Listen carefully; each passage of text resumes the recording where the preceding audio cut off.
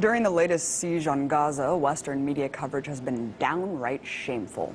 Take a look at a couple headlines from this morning. 3 days into the Israeli military offensive dubbed Operation Protective Shield. First, Fox News says Gaza rockets aimed at Israel. What would you do with just 15 seconds? Wow. Then, so-called liberal alt-news site Vox declared the tragedy never ends. Palestinian rockets force Israeli peace conference to evacuate.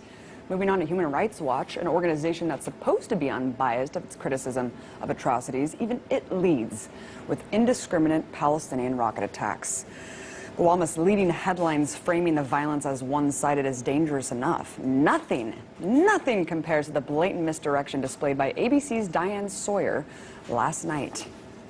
We take you overseas now to the rockets raining down on Israel today as Israel tried to shoot them out of the sky.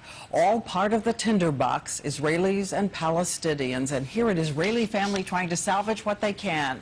One woman standing speechless among the ruins. See, the only problem with this broadcast was that the photos Sawyer showed of bombed out buildings and Israeli families trying to salvage the remnants of their homes were actually Palestinians in Gaza City. Now, thankfully, there's been so much outrage over this egregious mistake that ABC has already issued an apology online and claims that it will make another one on air. But how many people will see the correction?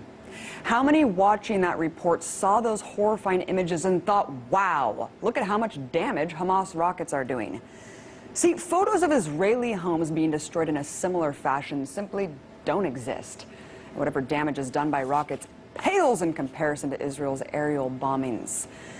Yes, we all make mistakes. Goodness knows I've made plenty on this show. But this is not just a common or excusable mishap. As journalist Rania Kalik explains, Sawyer's bald misreporting reflects either a deliberate lie by ABC News or willful ignorance so severe that Palestinian death and misery is invisible even when it's staring ABC producers square in the face. Death and misery, which, by the way, now amounts to at least 90 Palestinian deaths, according to the Gaza Health Ministry, and over 339 injured at the time of this broadcast, while 2 Israelis have been injured as a result of the rockets. But you won't hear this disproportionality reported in the Western press, because Palestinian deaths are just another inconvenient truth.